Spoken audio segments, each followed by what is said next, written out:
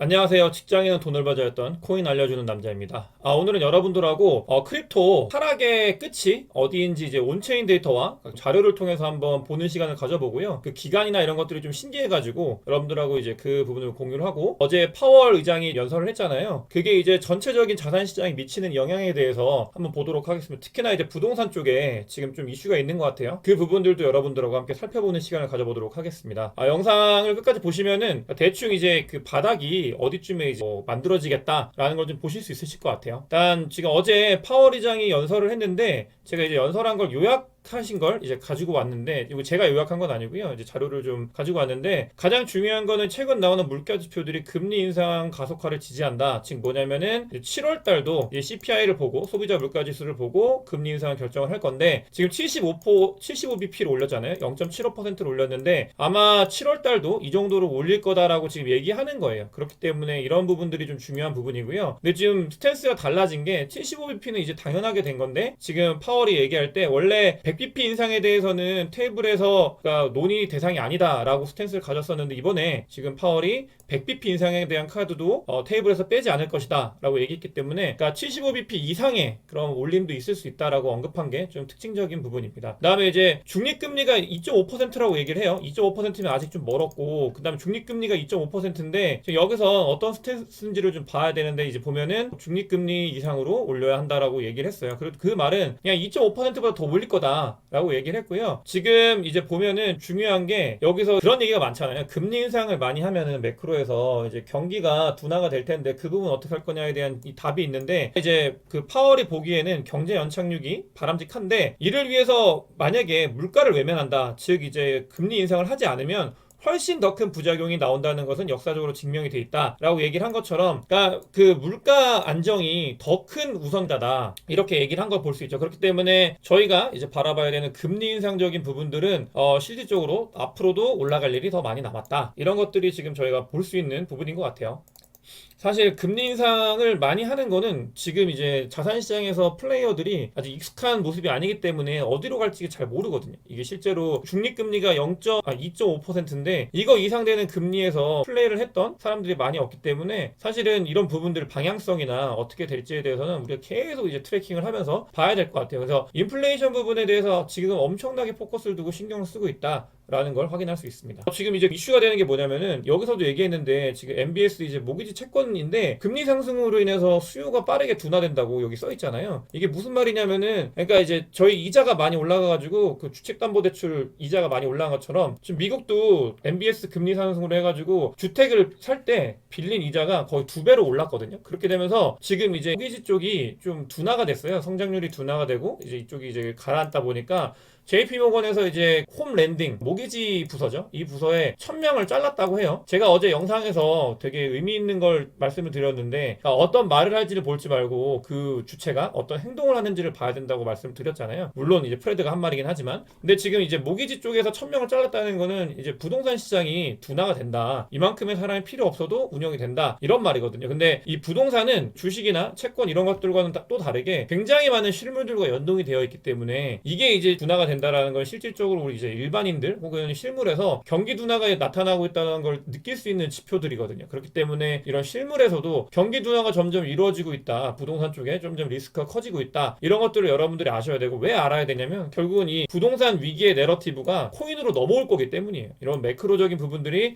코인으로 또 내려올 거고, 그런 코인에 또 이제 그런 하방 프레셔가 올 거기 때문에 내러티브를 어떻게 형성이 되는지 저희는 좀 봐야 된다고 보고 있습니다. 근데 지금 미국뿐만이 아니고 지금 저도 좀 염려가 되는 게, 사실은 중국이 굉장히 오랜 시간 동안 경제 성장률 6% 이상을 유지하는 비결 중에 수출이나 이런 거 제조업 부분보다도 부동산 쪽이 굉장히 큰 역할을 차지하고 있거든요. 내수 경제. 근데 지금 그러니까 무슨 부유 경제라 그래가지고 시진핑 주석이 그러니까 모든 사람들이 평등하게 살아야 된다고 하면서 헝다 터트리고 막 이랬잖아요. 그러면서 굉장히 좀 이제 부동산 시장을 좀 침체하게 만들었고, 근데 그거를 올해 연초에 다시 풀었어요. 연초에 이제 부동산 다시 경기를 좀 끌어올리려고 이제 조용해지니까 끌어올려 풀었는데 문제가 안 올라요. 지금 그 부동산이 중국 부동산이 지금 어떤 지경이냐면은 이제 거래하는 게 엄청나게 죽어가지고 그러니까 거의 회생이 안 되고 있습니다. 지금 오히려 이때부터 다시 살아나게끔 이제 줄였는데 이렇게 터지니까 그 헝다삭대 만들면서 이제 때렸던 거를 다시 이제 일으키려고 했는데 안 일어나고 있는 게 지금 문제거든요. 그렇기 때문에 중국에서도 지금 부동산 위기가 좀 이제 지표적으로 보이고 있다. 근데 이게 엄청나게 확대될지 아닐지는 공산당이기 때문에 좀 더 지켜봐야 되는 그런 부분이고요. 그래서 부동산 쪽에 좀 리스크가 있다라는 게 지금 매크로로 이제 나오고 있는 것 같아요. 또 우리나라 같은 경우도 오늘 뉴스 기사에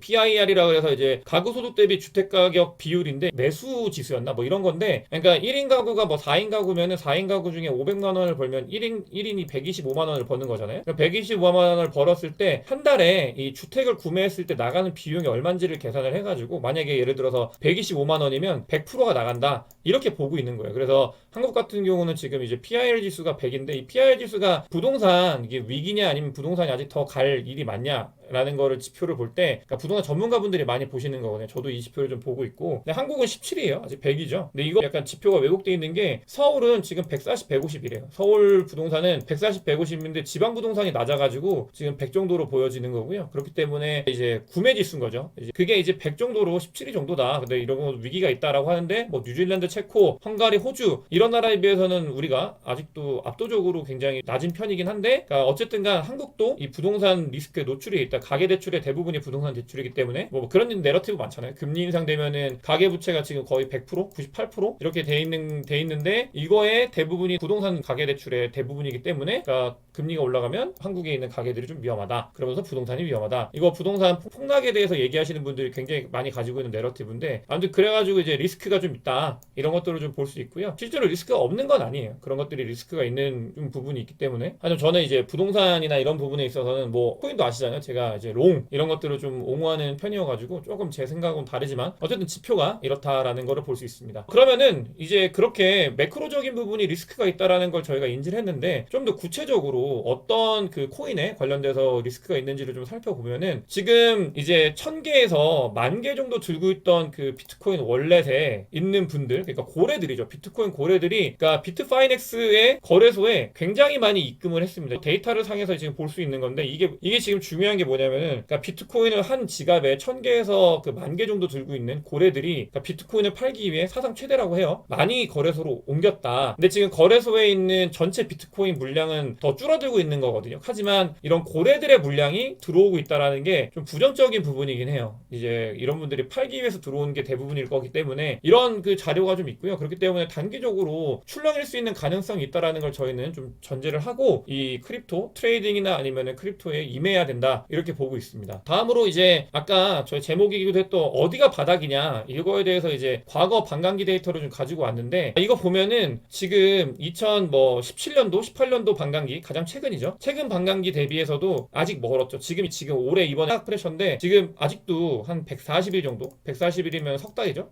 근데 신기한 게 석 달이면은 지금 6월이니까 7월 8월 9월이잖아요. 9월에서 10월 사이 그러면은 제가 그때 어제 영상 보여드렸던 그 프레드가 보고 있는 저점 바닥 그런 것들과 되게 비슷한 그 시점이 되긴 하죠. 이게 이 데이터상으로 봤을 때 그러니까 이렇게 되려면 아직 멀었다. 그리고 이제 빠진 것도 70% 정도 빠졌는데 지금 보면은 가장 덜 빠진 거잖아요. 그러니까 아직 빠질 부분이 좀 더 있다라는 거를 얘기해주고 있어요. 사실 지난 반감기 그 전 거 그러니까 전전 반감기를 봐도 아직은 좀 먼 거죠. 전전 반감기가 지금 84%가 빠졌고 이 기간으로 봐는 아직 한참 남았으니까 아직 좀 더 기간이 남았다라고 보는데 여기 조금 다른 의견이 있는 사람들은 하락의 시작을 언제로 보냐라고 했을 때 이미 하락이 이만큼까지 와 있다라고 보는 사람도 있어요. 그런 부분들을 여러분들께서 참고하셔가지고 보시면 좋을 것 같다라는 생각이 들고요. 어쨌든간 이런 데이터를 봤을 때는 아직 하락이 좀 더 남았다. 그렇기 때문에 그런 하락이 남거나 혹은 하락이 아닐 수 있어요. 횡보할 수도 있는데 어쨌든 그 기간 조정이나 가격 조정이 있을 수 있다라는 걸 저희가 분명히 인지를 해야 됩니다. 제가 느끼는 건데 뭐 크립토에서 돈을 이렇게 잘 버는 거 어떻게 버는지도 중요한데 하락장에서 살아남는 것도 굉장히 중요하거든요. 근데 이런 데이터를 가지고 예를 들어서 뭐 전체에 저희가 자산이 투자할 수 있는 게 100이라고 하면은 그러면 이제 투자를 하고 싶어. 예를 들어서 그러면 일부 10에서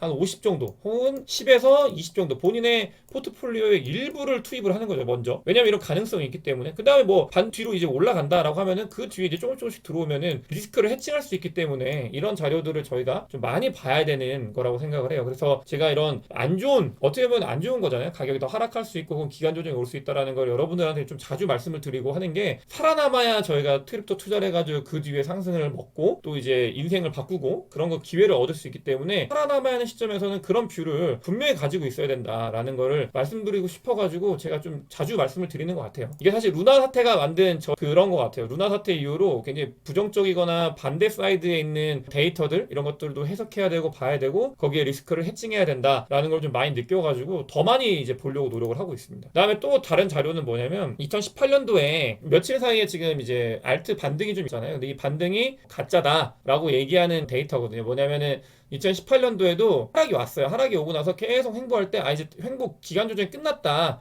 이쪽에서 올라갈 거다라고 얘기했던 사람들이 굉장히 많았거든요. 이게 한 70% 빠졌을 때 지금이죠. 지금이 70% 빠졌잖아요. 근데 그때 한 번 하락이 더 왔어요. 이렇게 한 번 하락이 더 와서 이 구간에서 되게 많은 사람들이 다 떨어져 나갔거든요. 이 하락이 더 있다. 그래서 비트코인의 도미넌스인데 이 비트코인의 지금 이 비트코인의 도미넌스의 하락, 즉 알트코인의 상승이죠. 이 부분은 요 부분은 특히나 요 부분은 가짜다. 이 뒤에 뭔가 하나 더 있을 수 있으니까 조심해라. 라는 거 알려주는 지표거든요. 그렇기 때문에 여러분들께서도 이런 부분들을 꼭 참고하셔가지고 이제 저희가 오랫동안 살아남아가지고 상승을 맛봐야 되잖아요. 그렇기 때문에 그런 부분들을 좀 참고해 줬으면 좋겠습니다. 오늘도 영상이 좀 도움이 되셨으면은 구독과 좋아요 좀 부탁드리고요. 그 다른 분들한테 좀 많이 홍보도 좀 해주시고 했으면 좋겠어요. 영상 봐주셔서 대단히 감사합니다.